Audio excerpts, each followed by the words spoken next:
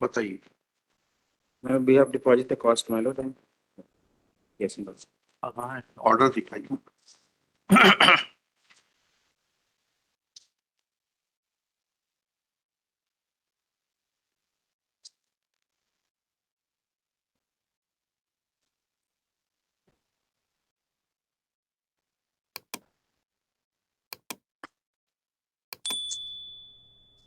एक circular government ने जो अवैध को वैध किया था साहब, हाँ इस आपकी डिवीजन बेंच के द्वारा उसको सर्कुलर को निरस्त कर दिया हाँ। और सभी म्युनिसिपैलिटीज को बोला था एप्रोप्रिएट एक्शन अगेंस्ट। अवैध को वैध किया था ना, अवैध को वैध किया था, उसको क्वेश्चन कर दिया। रिक्वेस्ट कर दिया। हाँ फिर उसके बाद फिर म्युनिसिपैलिटीज को बोला टू टेक एप्रोप्रिएट एक्शन हाँ अंडर सेक्शन 392E जी and 292DA and 339E। जी। फिर क्या हुआ? इसमें साहब अब चूंकि वो कमिश्नर के आदेश में, एडिशनल कमिश्नर के आदेश में इस चीज का उल्लेख था, इस आदेश का, हाँ। वो उसको एक शब्द जो था साहब, इस आदेश का मतलब तो ये हुआ कि जो अवैध था वो अवैध ही रहा, क्योंकि हमने डिवीजन बेंच में बैठ के ये डिसाइड कर दिया कि state has no competence to regularize the illegal construction, ठीक है, beyond the authority granted under section 308 municipal corporation act, ठीक है। तो वो तो अवैध का अवैध रहा, तो फिर उससे अल्ट्रा वायरस डिक्लेयर होने के बाद में इनको कैसे मदद मिलेगी, आपको कैसे मदद मिलेगी? नहीं, मैं एफिडेविट में जैसा साहब ने आदेश एफिडेविट में तो आपने जो लिखा वही तो एफिडेविट में अल्ट्रा वायरस शब्द इसीलिए अल्ट्रा वायरस क्या हुआ? Ultra what has been declared as ultra vires? What has been declared as ultra virus?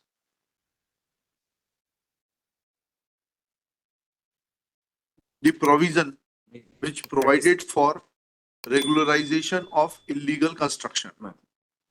Once it has been declared as ultra virus, then what will be its impact? नहीं, मैं That सिर्फ ये affidavit में साहब इसलिए इसका मैंने उल्लेख कर वो दिया तो था। ठीक है, समझ गए, लेकिन उसके आप आगे के आदेश की बात तो करें, उसके वहां बाद से आगे चलें। उसके बाद जी साहब, उस एडिशनल कमिश्नर ने मैटर रिमांड किया एसडीओ साहब को। हाँ, एसडीओ साहब ने कैसे कर दिया उसको नियमित? उन्होंने ये कैसे लिख दिया, किस प्रावधान में लिख दिया कि इस आदेश के प्रकाश में अब वो जो है अनियमित नहीं रह जाता? नहीं है ना, उसमें लिखा ना ये दिखाइएगा, एफिडेविट दिखाइएगा। एफिडेविट के साथ साथ एफिडेविट में एसडीओ ने तहसीलदार को बोला है कि take constitute a committee, 3 members committee है। 3 तारीख का आदेश थोड़ा पढ़िएगा, हमें समझ में नहीं आ रहा। लास्ट पैरा निवेदन कर रहा हूँ साहब, आप पढ़िएगा। प्रकरण में तहसीलदार तहसील कोलार का जांच प्रतिवेदन राजस्व निरीक्षण प्रकरण के प्रस्तुत दस्तावेजों का अवलोकन तथा उभय पक्ष तक श्रवण उपरांत मैं निम्न निष्कर्ष पहुंचता हूं। जिस लेआउट के आधार पर राजस्व निरीक्षक द्वारा अतिक्रमण रिपोर्ट प्रस्तुत किया, उस समय वक्त लेआउट माननीय उच्च न्यायालय के WP नंबर 700 में पारित आदेश अल्ट्रावायरस घोषित हो गया था। ऐसी स्थिति में बाद में भूमि स्वामी के संबंध में राजस्व निरीक्षक एक सेकंड, लेआउट कैसे अल्ट्रावायरस डिक्लेयर हो गया था? इस कोर्ट ने पढ़िए ना, कहीं डिवीजन बेंच का ऑर्डर तो पढ़िए कि वो लेआउट अल्ट्रावायरस डिक्लेयर किया गया है। यही तो समझना चाह रहे हैं हम। निवेदन कर लूं आपके अधिकारी, मैं एक निवेदन कर लूं, हाँ, वो शब्दों में थोड़ा सा, शब्दों में नहीं, जो लिखा है वो पढ़िए और पिटिशनर उसका मतलब समझाइए। आपने लिखा प्रकरण में तहसीलदार तहसील कोलार का जांच प्रतिवेदन राजस्व निरीक्षक रिपोर्ट एवं प्रकरण में तथा उभय पक्ष तर्क श्रवण उपरांत में निम्न निष्कर्ष पर पहुंचता हूं कि जिस लेआउट के आधार पर राजस्व निरीक्षक द्वारा अतिक्रमण रिपोर्ट प्रस्तुत किया था, उस समय उक्त लेआउट माननीय उच्च न्यायालय के WP में पारित आदेश से अल्ट्रावायरस, लेआउट कैसे अल्ट्रावायरस डिक्लेयर हो गया, ये तो बताइए थोड़ा सा। हाईकोर्ट का ऑर्डर पढ़िए और बताइए लेआउट कैसे अल्ट्रावायरस डिक्लेयर हो गया।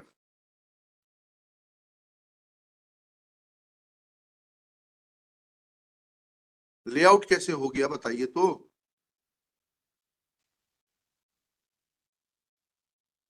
ये सामने वाली पार्टी लिखा के लाई थी क्या? नहीं, उसके आगे देखना चाहूँ, उसके आगे नहीं देखेंगे, पहले आप मुझे वहां सेटिस्फाई करिए that how layout has become ultra vires.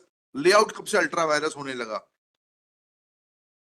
गलती नहीं हुई है, जब आपके अधिकारी दूसरों के प्रभाव में और अन्य प्रकार के प्रलोभनों में काम करते हैं तब ऐसी गलतियां होती हैं। इसमें तो साहब कुछ है, तो फिर क्यों लेआउट कहां से हो जाएगा, मुझे समझाइए ना आप। I am giving you opportunity to show me that how layout can be declared ultra virus.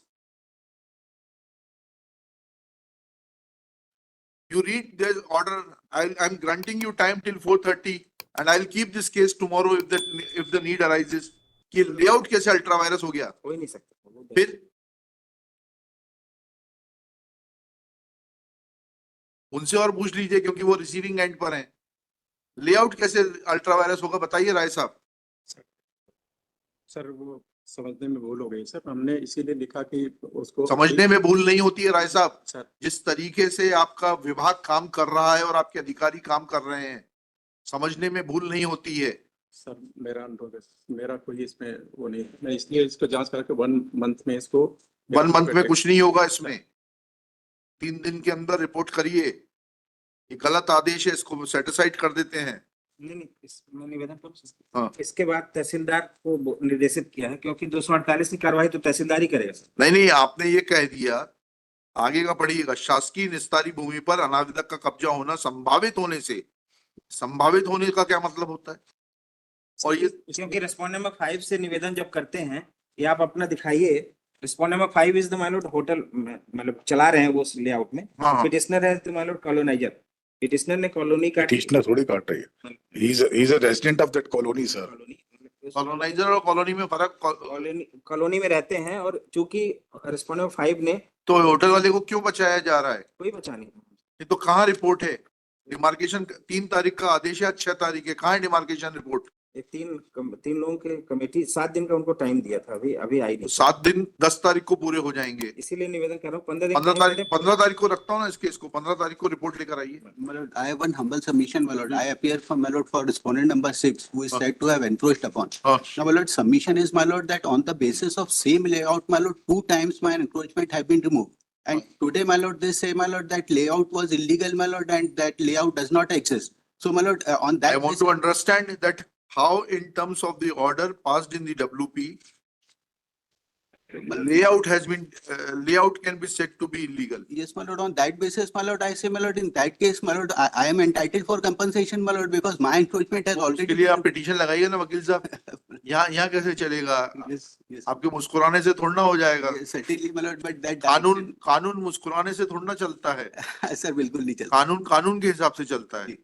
तो 16/1/12 को आपने कहा था कि जो भी एफिडेविट आप फाइल करेंगे, that should be vetted by the collector, and there is no, Where is the waiting of the collector? there is no declaration to that effect, because copy is served to me now only, because there is a specific. कहाँ है? Where is the waiting of the collector?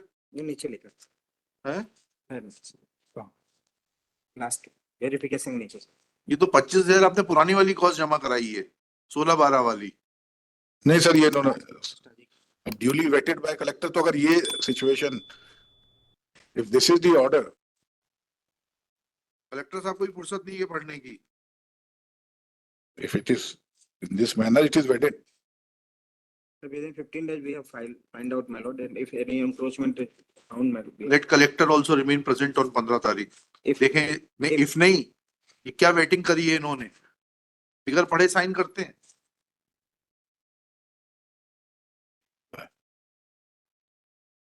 It is pointed out that Collector Bhopal has vetted the affidavit filed by Shri Avishankar Rai. Full stop. Along with the affidavit,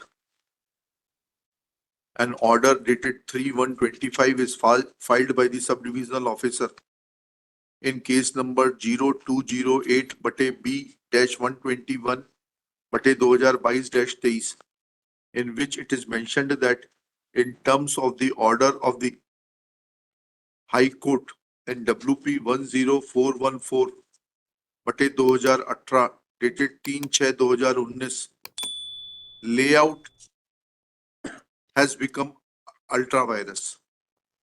Full stop. Next paragraph. Shri Manas Mani Verma, learned government advocate, admits that layout could not have been said to be ultra virus. Full stop. Let Collector Bhopal file his personal affidavit that how layout became ultra virus in terms of the order dated 3/6/2019, in as much as he has vetted the affidavit of the sub-divisional officer without understanding the meaning and import of word ultra virus. Full stop. Let affidavit be filed by the collector Next para, at this stage, Shri Manaswani Verma prays for 10 days time to take action in as much as he has, the sub-divisional officer has already granted 7 days time to the team of 3 officials constituted by him to carry out the demarcation and find out as to whether there is any encroachment or not. Full stop. List this case on 21 January 2025 for further hearing. सब हवा में चल रहा है पूरा. जब तू ले ले भाई.